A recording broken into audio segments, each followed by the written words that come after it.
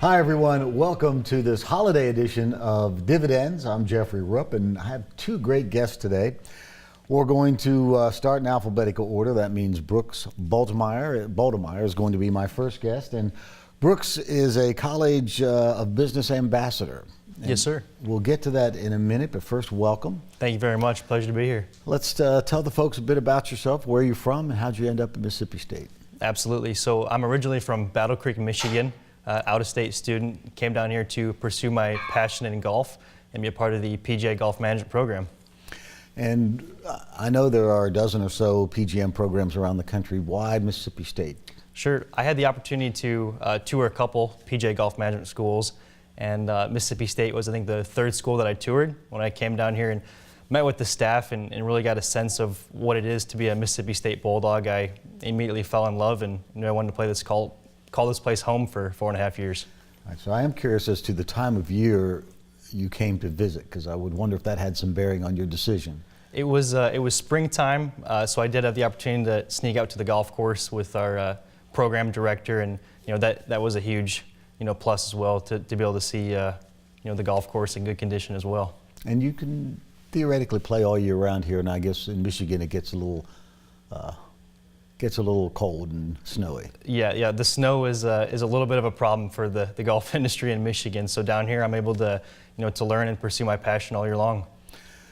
And it's not an easy course, a program of study. You talk about golf, and you think that's all you do, but you've got to learn the retail side, the people side. So it really is a pretty demanding course of study. Absolutely. I think the best way to explain it is it's almost like we're dual enrolled. On one side we have the academic side through Mississippi State University, and we also have the course load through the PGA of America, the seminars and the portfolios that we have to complete to obtain our membership.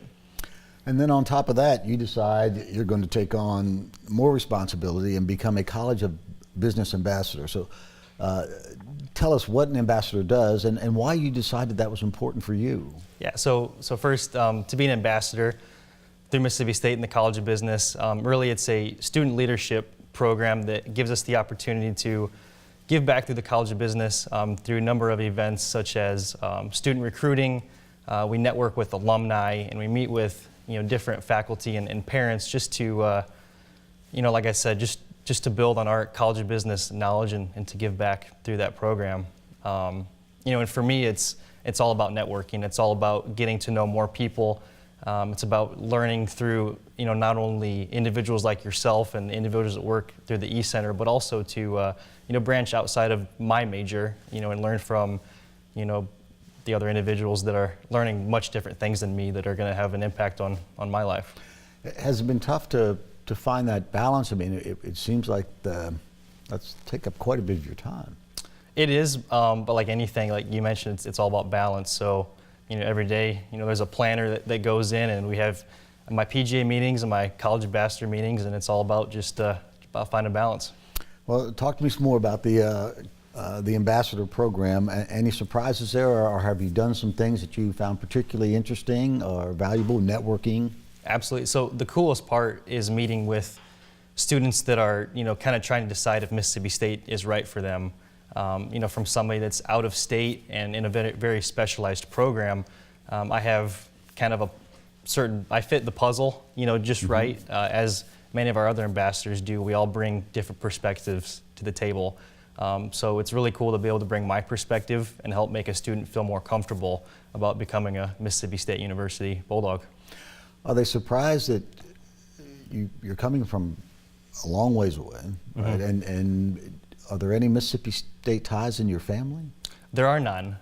So, now that I am a Mississippi State Bulldog, there's a lot of pride in the family. Dad grew up a Boilermaker, so there was, Purdue basketball blood growing up. But yeah, I'm the only SEC guy as of now in the family.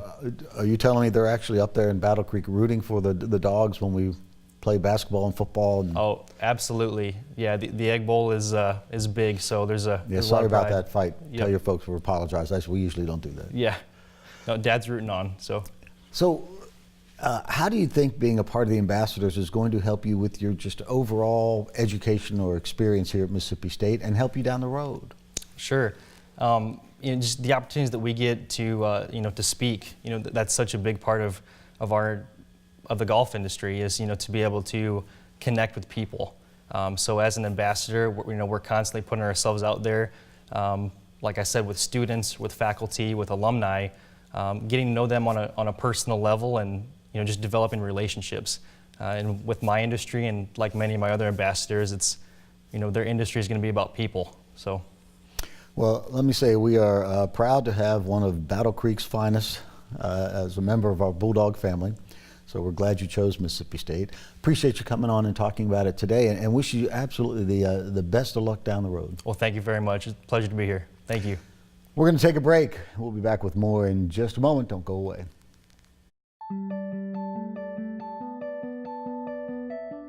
There are a number of student activities that students can get involved with, but few of them know that they can start a company while they're in school. We want students to consider that when they come to school here, they have 4 years to create themselves a job, create a new venture, and that's really what the center is here to provide. We're here to provide the resources, connections, and programs that can help them start a company. The background of our students is extremely diverse.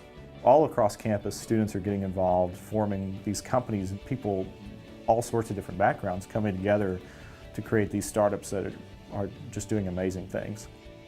Regardless of where you're at in the entire startup process, whether you're coming in with a fresh idea, already have an established company, or just are trying to get interested in entrepreneurship, we want to put students in a position where they feel encouraged and supported to pursue their passions so they can make an impact no matter what field or industry they go into.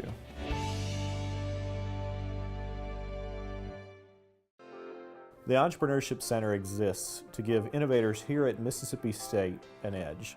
Our goal is to provide startups with the resources and support they need to reach the marketplace and ultimately achieve success. Success for us was growing our company from 2 founders to 8 employees. Success for me was turning my personal lifestyle into a corporate partnership. Success for us is turning academic research into applied engineering solutions. Success for me was turning my passion into a profitable opportunity. The success of our entrepreneurs is a team effort. It takes a strong support infrastructure of people to encourage innovation and explore new ventures. We need business leaders to mentor and guide these visionaries through the practical challenges and do everything we can to give them a shot at real success.